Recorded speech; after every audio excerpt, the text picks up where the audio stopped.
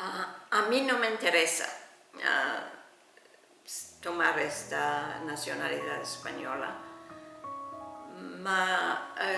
para muchos sefardíes es muy importante, sobre todo los que están en Israel o Turquía, que pueden tomar esta nacionalidad y después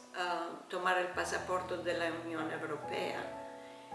Esto es uno, y de otra parte también, de punto de vista histórica, me parece que es bueno porque muchos que no tenían mucha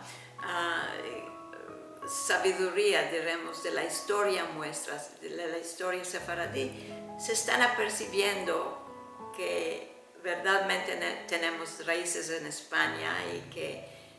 estas raíces vienen ahora, después de más de 5 siglos, a ser útiles de una manera u otra, y se están interesando, y es bueno que muchos están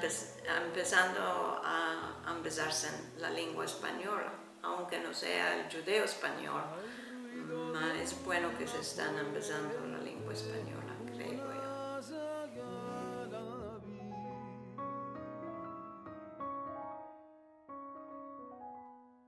Al ruido de una fuente, una sagrada vi.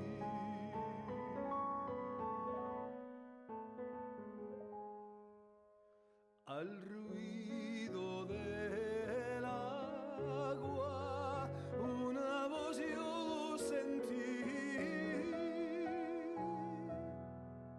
sentí una voz que decía, ay,